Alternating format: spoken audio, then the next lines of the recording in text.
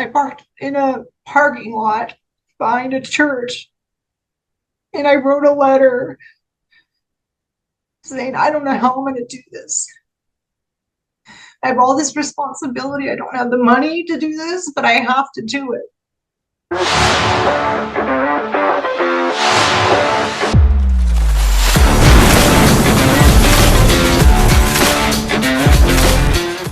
Welcome to F Up Your Life, where messing up isn't the end of the story, it's just the beginning. I'm Kurt, and this is Kristen. And on this show, we sit down with ordinary people doing extraordinary things. And we talk about the failures, the pivots, the moments that didn't make sense at the time, and how those moments have reshaped their faith, their family, their freedom, their finances, or their fitness. And if you want to go deeper, our book, How to F Up Your Life, breaks down practical wisdom and hard-earned lessons across faith, family, finances, fitness, and freedom. And you can find it on Amazon or at fupyourlife.com. We'll drop the link in the description. So whether you're building something new, rebuilding, reimagining, or just refusing to quit, welcome to the show where your mess might just become your message. Shout out to our sponsors, PetClub 24/7 and Support Local. You can learn more about them from their links in the description. But let's get into today's story. We are so excited to be able to talk to our dear friend, Shannon Mengel, who's just an incredible human being. She was born and raised in Southern California, young in love, moved to North Dakota, and enlisted in the United States Air Force, where she served as an information management specialist for 4 years. So she's very smart. She's a proud mother of a 22-year-old son who's also her business partner. Her beacon of resilience and joy and military service, the cornerstone of her discipline and commitment, have both guided her into a meaningful healthcare career. Through her business, Seniors Come First, she offers peace of mind to her clients as a Medicare expert, ensuring their healthcare needs are met meticulously. Her life's mission is to serve, protect, and inspire, leveraging her experiences to make a significant impact in the lives of others. So thank you so much for joining us, Shannon. We're so excited to kind of go into your life. Thank you for your service. Thank you for all that you do for seniors. And it's just who you are, is to see a need and want to serve and want to meet that need in whatever way you can. You're very resourceful and resilient. And so I'm so excited for you to just tell us a little bit about yourself and kind of how did you get where you are today? Yeah, I guess it started when I was about 9 years old. I remember sitting in my mom. We lived in a mobile home in Colton, California. And I looked at her. She was in the kitchen. I was in the living room. And I told her, I'm going in the Air Force. And she looked at me like I was insane. She's like, where did that come from? And both of my uncles served, but that was never the reason. It was just something I had in my mind that was something I was going to do. I compared the Air Force to the Navy, and I didn't want to wear white. So I decided to go in the Air Force. That was literally the distinction and the decision. I grew up in a very strict household and a mother that really wasn't there for me. I had a sick father-in-law that there was some things that happened in my past with him that I've still kind of healing from that he did to me. But she had to work long hours. And I remember writing her letters every day that she wasn't home to put us to sleep. And I had had 39, 40-page letters in a notebook crying out to her, but she wasn't there for me. We just didn't have that kind of relationship.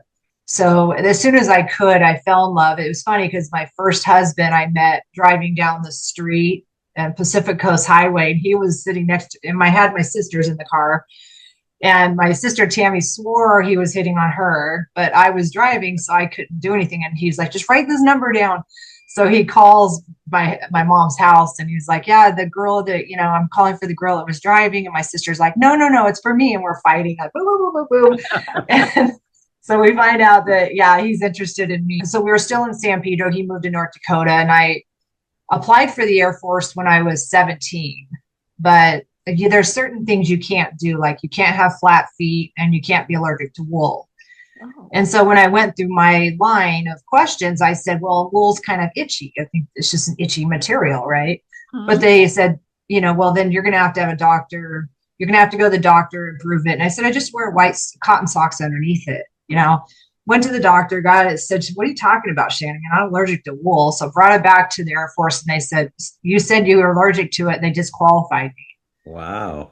So there was like an angel at the table because you have to turn your file in. There were two sergeants there, and the sergeant looked at me and said, reapply in 2 years, Shannon. And I did. So at 19, that's when I enlisted. And I, growing up in a very strict, not really necessary strict house. I mean, we had crazy frugal rules that I'm trying to still break through those at this age. But I said, you know what? I'm jumping ship. I took a bus. I took a Greyhound bus all the way from southern Colton, California, San Pedro, California to North Dakota. And I got there wearing my shorts and my tank top, and they think I'm insane, right? Because my blood hasn't thinned out yet. And we were in love. We were married for 5 years. He ended up cheating on me, but I look at the endurance I had then because we had one car. So I walked to work in like 40-degree below weather. And that's when I learned that scarves really aren't that protective. You know, knitted scarves, I mean, that air just goes right through it. But I walked to work every day, you know, and he needed the car for his shift. And it really kind of stunk towards the end because I didn't know, as a veteran, our house was financed with a VA loan. And I remember sitting in front of Smith's at Tropicana Mountain Vista crying. He didn't even show up, but he did a quick deed on me, which I didn't understand. I was young. He quick deeded me off my own VA loan and assumed the house and everything. And I'm like, how can you do that? You're not even a veteran. How could you possibly do that? Right. And it's legal, but and I didn't without a know. signature from you is even crazier, right? Yeah, it was just wrong. It's like sometimes they stomp on you and then stab you at the same time, you know? And I'm like, I don't deserve that. So you were like 24, 25 at this time? Yeah, let's see, I was married to him for 5 years. So I got married to him. And Sometimes I block things you're out. back in Las Vegas? No, I was in North Dakota with him. We didn't come back here. So we stayed out there. And then I enlisted in the Air Force. I was in Fargo, and I was at a little payphone, like freezing to death. And I'm like, I want to enlist. And so that I took off. I enlisted in North Dakota, and I was blessed enough to be stationed here at Nellis Air Force Base because close to home, my family was all still some in California. So it was close enough. And so I served. He came back here when I enlisted in the Air Force. We lived across the base for a little while. And then things just started kind of falling apart. And so I served 3 years active duty. And then as long as you stay in the same profession, and what I was more like a glorified secretary, and his mom at the time she was part of like an air conditioning company. So I could do admin work for her. So it was during Desert Storm, and I started seeing the troops coming back from their deployments, and I didn't like what I was seeing because these poor people are coming back with the shakes and everything. And it was just wrong. And I won't stand for something that's wrong. Mm-hmm. It was a tough road. I went into waitressing because it's hard to sometimes match the income. Yeah. And so I went into waitressing, did that for quite a while. Met Troy's dad.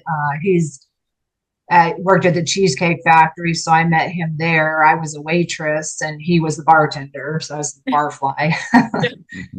And so we got married, and we were married for about 10 years. We had Troy. He was the blessing out of it.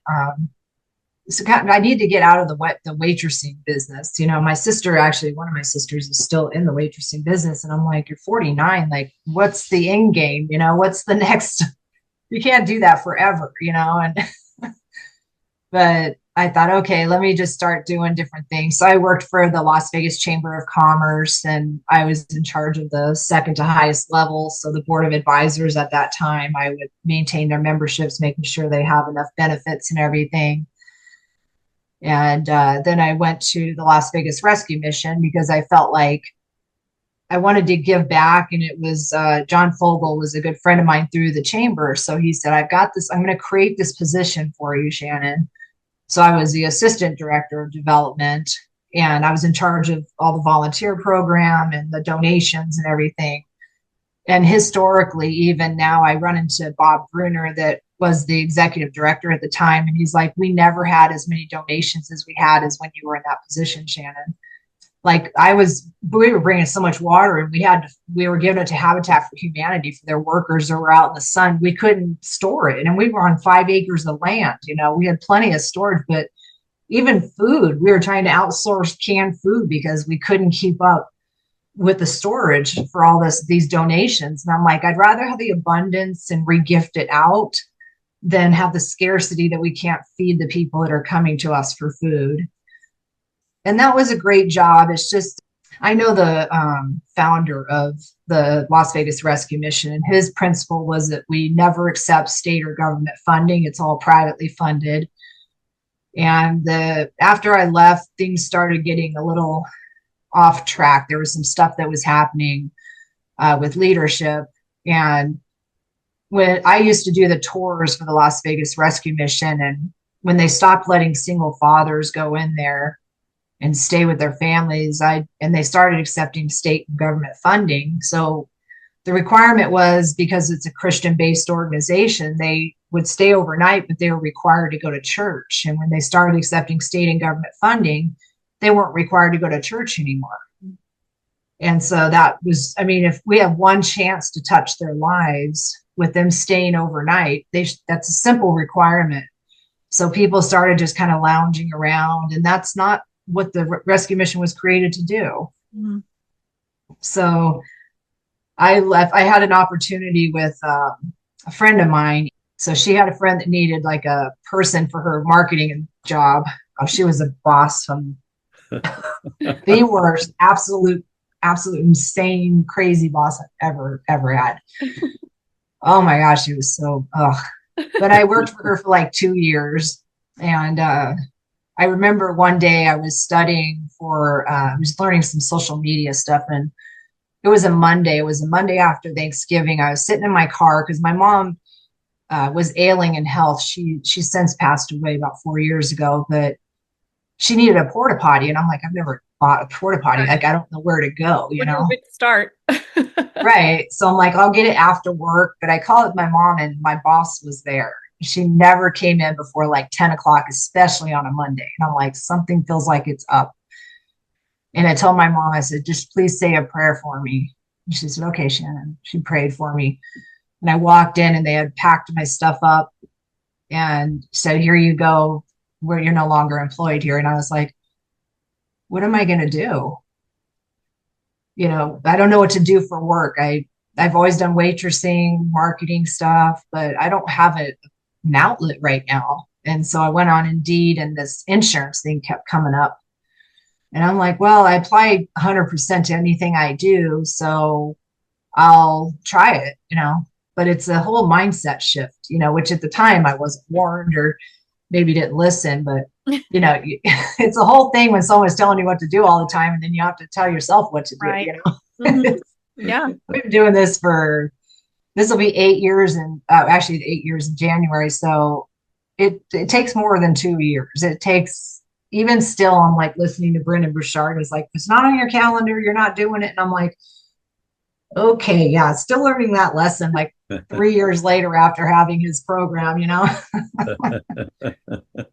So I've been doing this. I started with life insurance. That was hard because it's hard for me to ask people for money. People kept saying I was always boxing them up with like matching them to my income. And I'm like, I'm not trying to do that, but subconsciously I'm doing that. And I always told myself, I want to learn Medicare, but I have this I still keep it here to remind me, this quote. It says, don't fear failure, fear being in the exact same place next year as you are today. Mm-hmm.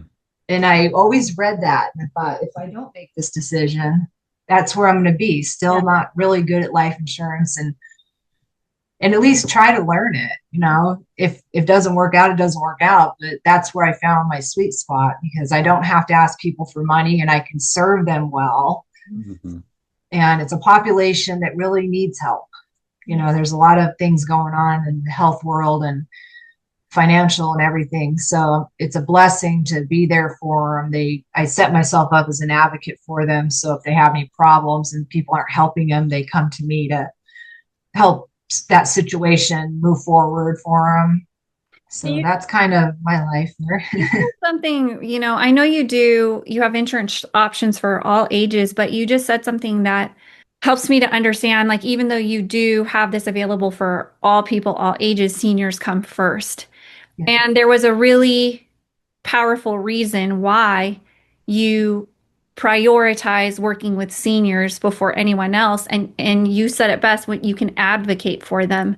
And it's something that we take for granted, we don't think about a lot, is that, like, how many, you think, oh, they've lived their lives, they know what they're doing, but things are changing rapidly and so fast, and they're dealing with things that they've never dealt with in their life right. before, and going through all this transition and change, and living with the result of whatever decisions they made for their whole decades previous to that. And Yeah. there's not a lot of people that are out there advocating for them. And what drew you to that? Is that what drew you to that demographic particularly? I guess it was just like I started the life insurance because that kept popping up on Indeed. And then I just sort of I believe in evolving as a person. Um, so it's always like, okay, can I help people in a different way? Because you talk about life insurance and then it's always you're asking health questions, right? So then you find out, oh, is the med and then Medicare just kind of worked into it. It's funny because on the side of my file cabinet here, I have the evolution of my different business cards over the years and what I started with. And I'm like, well, we're doing this now. We're doing this. Kind of like a growth chart for how tall you are when you're a kid. Yeah. So I had Nevada senior assistance. That was like, okay, I'm in Nevada, I'm helping people. And then it just, as I think about things differently, I'm like, well, no one's putting seniors first. Right. They're really not focusing on what they need. And so then the seniors come first name came out. So your questions about what you effed up. I'm actually reading your book right now. And so I'm on the finance section because I had a friend that told me, you have a book with all these chapters, pick the chapters that you feel are relevant to you right now, read those, and then go back through and read the other chapters. Mm-hmm. So I jumped to finance, and that's a big one for me. I think the biggest decisions I've made in my life were going in the Air Force, getting married, leaving Troy's dad. It was just for my own life, it was the right decision to make. And I was like so scared. I remember sitting at the kitchen table, counting my money up to see if I could move out. And I literally just had change left at the end of the month. And I said, I have to do it. So I called my friend Darlene and I said, can you come get us? So she came the next morning and she had her boyfriend at the time, now husband, had a trailer. So we packed everything up and I took Troy and never looked back on it. That was, I can't have somebody threatening my life and Yeah. not knowing what could spark that again. The main thing was that I need proper representation for my son of how a man should treat a woman. Yeah. And I don't want to bring it through another generation of him seeing that his mother is being treated this way because that's what he's going to expect. And that's what he's going to do in his relationships. And so I had to cut that off. And so he's now 22, like we said in the beginning of the call, and he's my business partner. So he does all my research. He checks all the prescriptions and the doctors, and then he reports it back to me. So I'm the acquisition and the closer, which are the two hardest positions of sales. And he's the back end research. So he can just be behind the scenes and because he's in part of the shy generation. So Yeah, right. What human interaction? Thanks. I'll just work on the computer. yeah, and seniors love him. I mean, they'll throw me aside in a second, man, because the seniors love the younger generation. Oh, yeah. Yeah. Oh, yeah. Bring them up right. Yeah. But Yeah. So when you were going through all of that, I can't imagine the fear that you must have felt in those moments. And you said a little earlier that you live by that quote of it, like, how can you expect things to change without changing yourself? And is that kind of where it was? Was that the defining moment when you're like, I can't do this. This has to change? Yeah, I would say, yeah, that Did you see warning signs leading up to that? Or did that just come out of nowhere? Were you blindsided by it? when he drinks, he gets nasty. He gets really ornery and Oh, so I knew that coming into it, but normally I could kind of talk him down from it. But he never threatened me. Like he grabbed a knife and stuff. I mean, he was serious. Like there's many moments when you say the word fear, there was, so I wrote a letter. I think I might still have it. I wrote a letter. I was going to my uncle's house and I sat and start crying. I sat behind, I parked in a parking lot behind a church and I wrote a letter saying, I don't know how I'm going to do this. I have all this responsibility. I don't have the money to do this, but I have to do it. And I kept that letter for a long time. I think I still have it. I try to, it should be a proud moment, yeah. but I mean, it was so scary. I mean, I remember telling Troy, I mean, we went from a couple of roommate situations and I just promised him one day he would have his own room because we were sharing a room Yeah. and he would have a dog again. And it took us till we bought this house. It took a long time, but I said, I have faith that one day this will happen. I don't know how, but Mhm. someday I can make this happen because I've always had dogs part of my life too. But it's a learning thing for me. Like I have a counselor through the VA and she said, your identity is in being a mother, Shannon. But it's been all I've had for the Yeah. only other person I've had for a long time. Yeah. One thing I like, Shannon, is when you don't see things as being right or handled right, you take care of it. You Yeah. make the decision, you get it done. And sadly, a lot of people don't. A lot of people I stick with the stay. situation, they stay with it, and they, never escape it and deal with some very catastrophic things in many cases. I mean, what would you say to someone who is currently in the middle of Yeah. their own, struggle or setback, similar to what you were experiencing? I think the thing I'm still working on, the realizing more is that you have to love yourself first. It's like the oxygen concept. You have to give yourself air before you can help someone else. Is to have enough faith in yourself and love for yourself that you know what's right from wrong and stop ignoring the wrong. Yeah. Just to have faith, that, and some people aren't faithful people, but have enough confidence, muster up confidence. We don't always know the answer, know which path to take, but we just put one foot in front of the other. And Hmm. there's people to help us along the way, family and friends that will help us out. I don't think anybody should ever stay in a situation, especially when you're causing generational Right. problems. I mean, that's the problem with the world, right? Because people stay together and then the kids grow up thinking, well, that's how mommy treated daddy or daddy treated this, and this is how they talk to each other. Like even my VA counselor, my peer support, he's like, my mom always yelled and cursed. And he's like, I'm still trying to get out of that. Like that's what he learned growing up. Hmm. And I didn't want to be that parent. I wasn't going to succumb him to that process. Well, it's good to see you get out of it. Yeah. Humans are resilient people, and people just got to understand, hey, things, sometimes our biggest setbacks are going to be our biggest Yeah. setups Yeah. for things much better. And, getting out of those situations are so crucial. Yeah. Yeah. Usually you're just not going to turn somebody around. It just doesn't happen. And can I ask, as you were going through that, I know that you have faith. You kind of alluded to that. How did your faith help you get through that? The fear of what am I going to do? I don't have enough. How am I going to make it? Where like just the uncertainty of it all. It's a good question. God's always at the foundation of everything I do, but we know that his timing is not our timing. But I learned probably a year ago, I just tell him when something happens, I'm like, Lord, you knew this 2,000 years ago. So why should I be surprised or shocked that this happened? You knew my book's written. And I'm a stronger Christian today. I grew up in the church. My mom used to bring us to Calvary Chapel in San Pedro. But when you're in, it was hard for me because like, how am I going to support my son?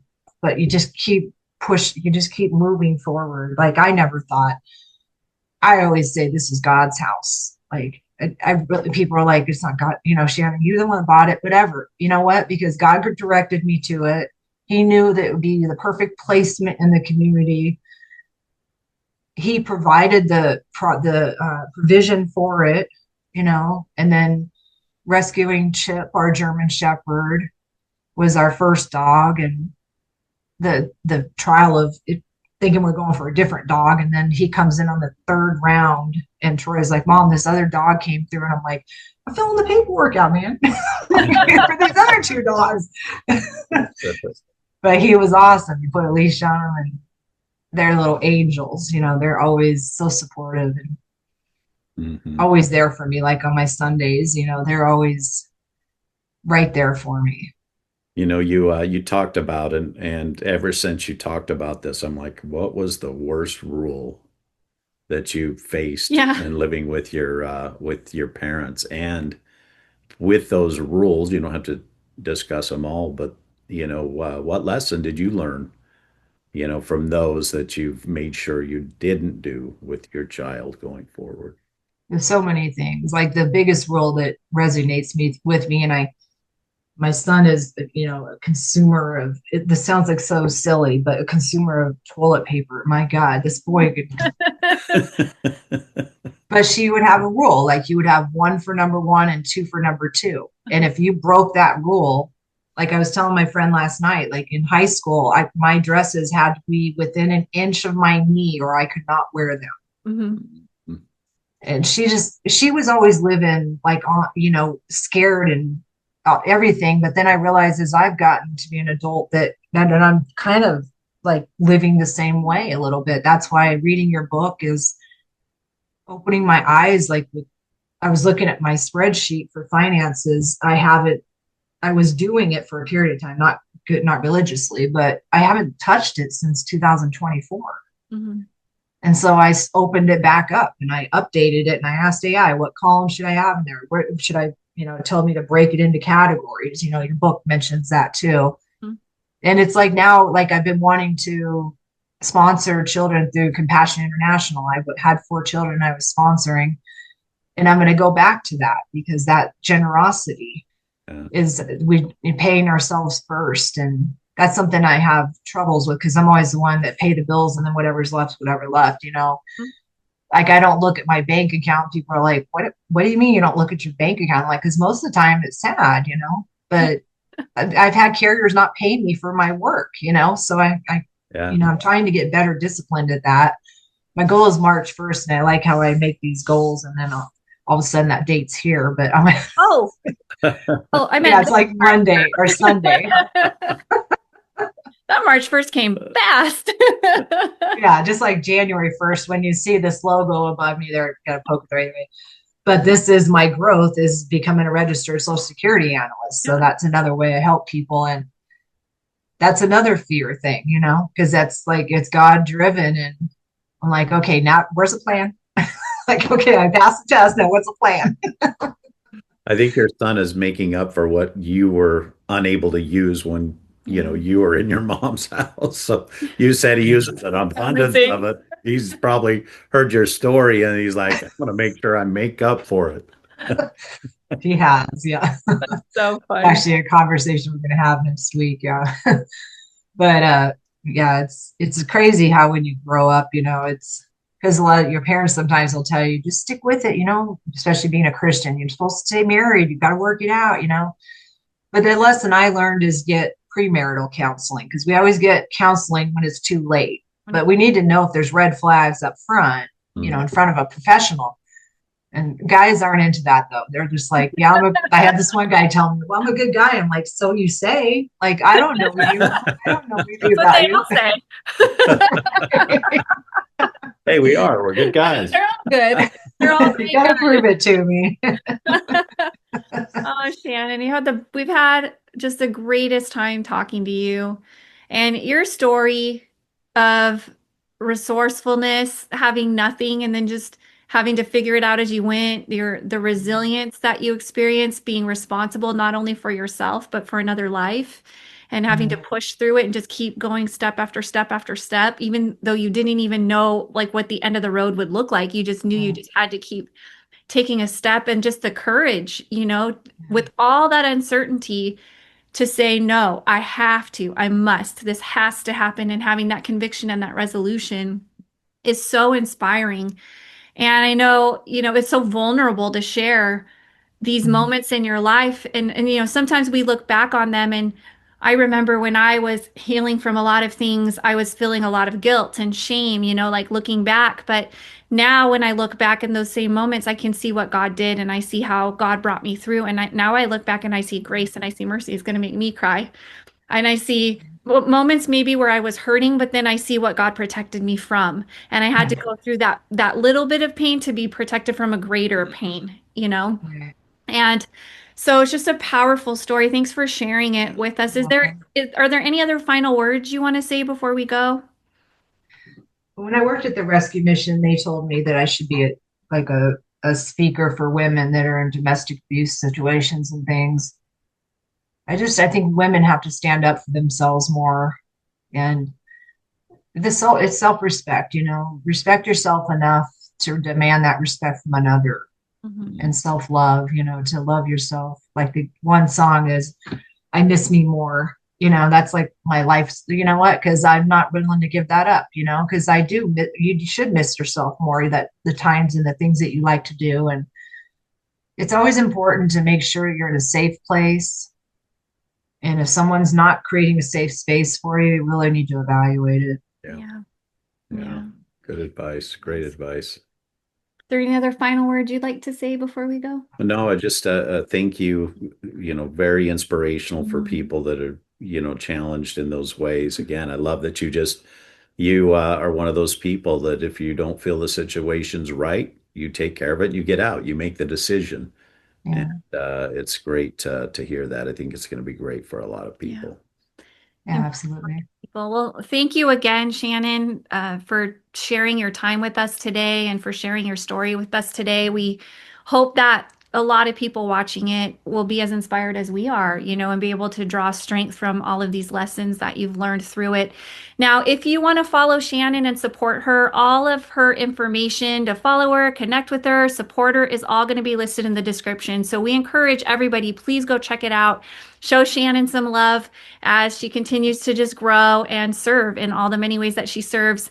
And we hope that you all heard something today that challenged you, encouraged you, or gave you permission to F up your life intentionally in a good way, in the ways that actually lead to growth and purpose and freedom.